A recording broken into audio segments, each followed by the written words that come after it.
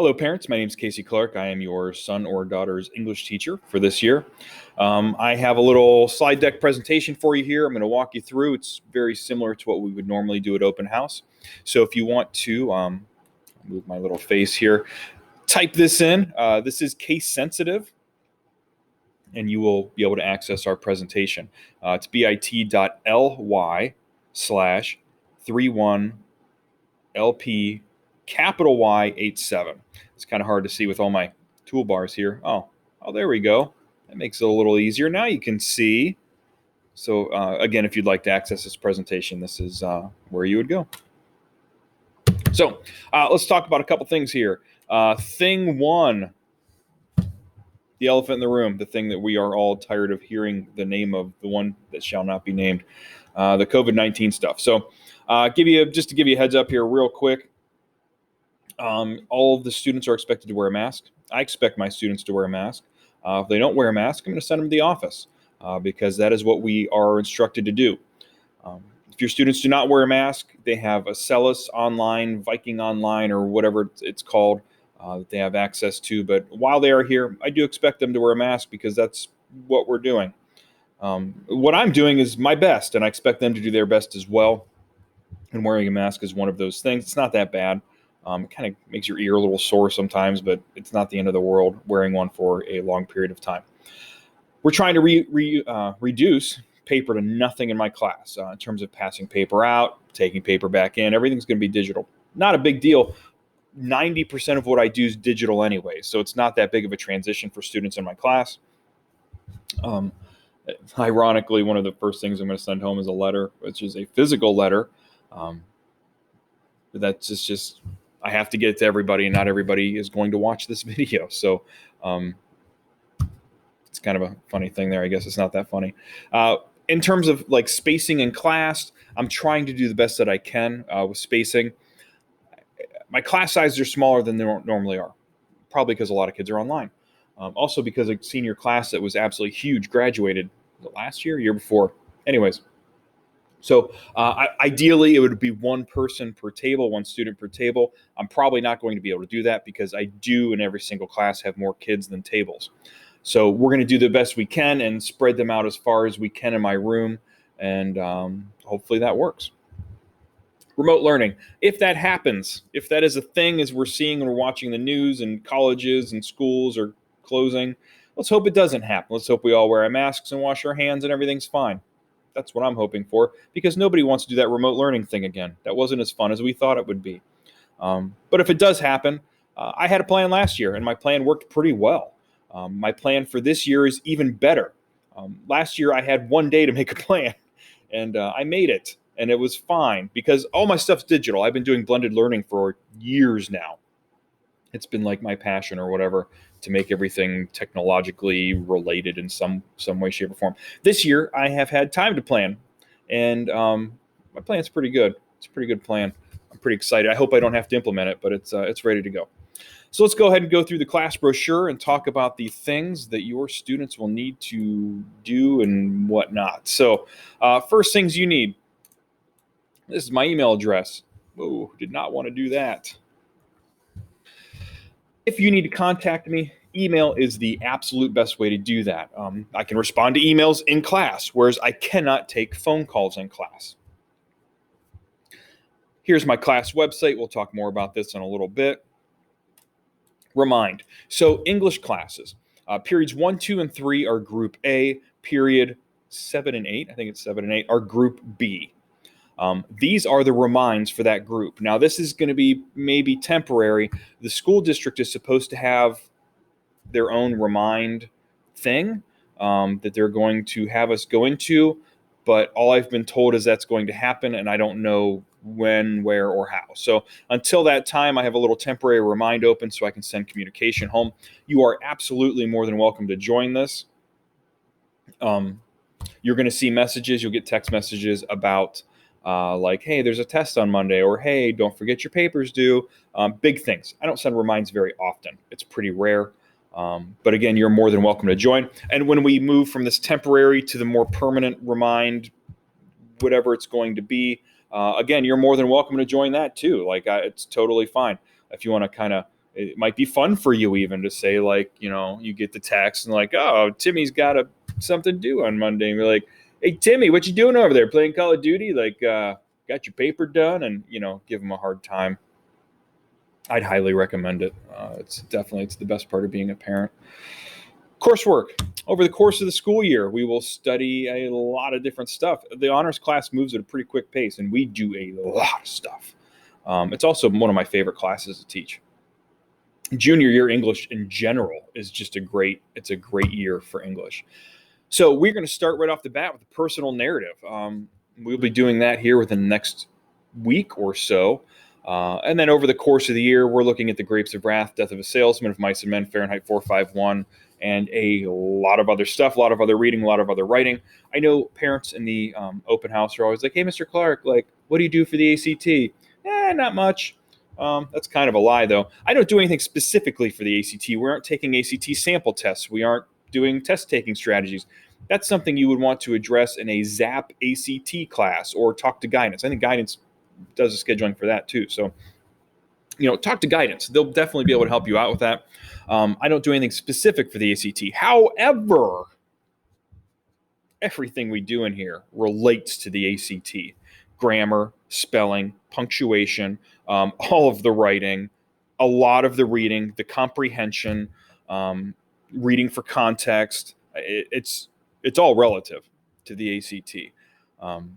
So just so you know, that's my little ACT plug. Technology guidelines.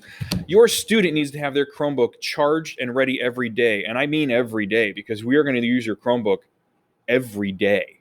It has to be charged, has to be ready to go. I don't have a ton of plugs. I don't have any charger cords. So if your student brings a Chromebook that is not charged and does not have a charger cord, I don't know. Find one, because I don't have it. So it's probably the most important thing in my class is that your kid is ready to go. Usually, I don't have any problems with this. Usually there's that rare student who consistently does not bring a charged Chromebook, but for the most part, kids are fine with this. All they really need is a Chromebook. All of my stuff is online. Almost all of it, like 90% or more. Okay, let's keep going here. Class attendance is important. It's important that your child is here every day, especially in this class, because it moves quickly. If your student has chronic health issues or chronic absent issues or whatever, the best thing you can do is stay in touch with me. Use my email address and let me know, hey, Jill's going to be out for 3 days, or whatever. I don't need to know why. Like, I don't need your child's specific health or medical. That's none of my business. But hey, Jill's sick or whatever. She's going to be out for 3 days. She'll be back on Monday. I can send you everything that she needs to do. Really. And once we start class and the kids start seeing how they submit work and do everything, it's going to be pretty easy for them to make up work. So just kind of throwing that out there. It's a lot easier for you to stay in touch. Shoot me an email, let me know, so I can package some information or package work together for your student and keep them up to date so that when they do come back, they're not behind. It's magical when you miss a couple days because you're sick and you come in to school and you're not behind. It's a pretty good thing for them and for me. I would like your students to have a single subject notebook and a planner. Research shows that taking notes with your hand, physically on a piece of paper, is better for memory recall than typing it into a Google Doc. If your student wants to do it, type in a Google Doc, their notes, that's fine. I'm not going to stop them. But writing it by hand is better. It just is. And a planner, tell you what, we'll talk about that a little bit more in just a moment. Be prepared, kind of just come to class and have your Chromebook charged, have your homework done, have read whatever you need to have read. Usually kids that read what they're supposed to read, have their work done on time, do really well in my class. Students that don't. It's a pretty easy equation. Homework is due when it's due. If your homework is late, I take off points.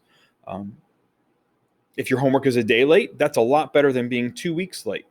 So if a student does not get work done on time, it's important that they get it done as quickly as possible so they don't lose a ton of points. If your student is sick or absent or whatever, we will work on test makeup on an individual basis. Basically, usually how it works is if your student is sick a day, they get a day. but sometimes we run into instances where students are sick for a long period of time. And if your student is out for 7 days, I can't always give them 7 days because, by the time it has like a butterfly effect on the future, and we don't want to be here till next October trying to make up a 9 weeks. So I do try and do the one-to-one the best I can, or just find a good time for them. Because if your kid's been sick too, a lot of times what happens is they have a lot of stuff to make up. So it's trying to find a day that works for them, a day that works for me, to get all this stuff done. No food or drinks. Your student can have a bottled water, or eating requires taking off your mask, which is not something we are going to do. Again, email. It's the best way to get a hold of me. Grades. Again, this is no real shocker here. Your grades, or your students' grades, are based on how they do in my class. Participation, handing in work, doing a good job. You want to know a little dirty secret? If your student totally bombs a paper, like real bad, you know what I'm going to do? I'm going to let them do it again. So a lot of this stuff is not like, I know kids are always like, well, Mr. Clark doesn't like me. And well, maybe that's true. I don't know, but it doesn't matter. It's all about the work. It's not about the person handing in the work. So when I grade, that's what I'm looking at. Did you do what you were supposed to have done? And on major papers, I'll let you do it again. I say I mean, I'll make you do it again, because you need to do this stuff right. You need to have the proper skills to write a good paper. So just kind of throw that out there a little bit. Let's take a look next. We talked about Remind. There's no link there because we're kind of got the temporary code, and we'll go from there. Google Calendar Planner. Your student must have either a physical planner or use Google Calendar consistently. Personally, I'm a big Google Calendar guy. I love it. It's like my favorite thing in the world to keep my stuff organized. I use it constantly, which is key, because the constant use of something builds a good habit, which is what we want our students to have, are good habits. Physical planner is great too. Every Monday, first thing I do is I stop and I say, here's what's going on for the week. Here are your assignments. Here's what's due, and I'll lay it out. A lot of times it's a week, sometimes 2 weeks into the future, and I will ask them to write that down, and I will stop class and wait until they have all written it down. It's very important to me that they stay organized. The kid's like, oh, well, remember it. Nobody believes you. Like, no one's going to remember 2 weeks worth of assignments in my English class. So I'm very insistent that they do write these things down. Writing things down is a good thing to do. Conference biography. If you're bored and you want to read yourself to sleep, that is there. It's just the thing that I use when I go to technology conferences. My whole technology kind of like a resume type of thing. Bank of Doge. The Bank of Doge is moving online this year. I used to give kids a physical Doge dollar. Now they're going to get a Doge credit card. It's pretty fancy, because we're not trying to pass papers back and forth as much as possible.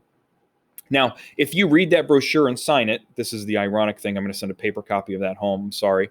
And bring it back to me, and I have record of it. Your student will be issued a Doge dollar credit card, which will get them one Doge dollar is basically, let's say there's a paper due on Friday, and we already used Jill. Let's pick somebody else. Kevin. And Kevin, he's not ready to turn it in. And he's like, man, I don't know what to do. It's due Friday. I'm not ready, Mr. Clark. I need to hand in this Doge dollar. You know what? Kevin's paper is now due on Monday. That's a pretty awesome thing, just for signing a brochure. That's pretty good. Students will get opportunities to get up to 4 of these over the course of the year, and this is the easiest one. It's a gimme. It's a gimme. After this, they're going to be expected to do extra credit projects, Harlem Renaissance presentations, and things like that are not going to be as easy. So that's the Doge dollar there. Let's go to the homepage. It's my class homepage. All of my stuff is housed here. I use Schoology for tests and quizzes, and that's about it. Sometimes I'll use it for communication because kids get a message on their phone.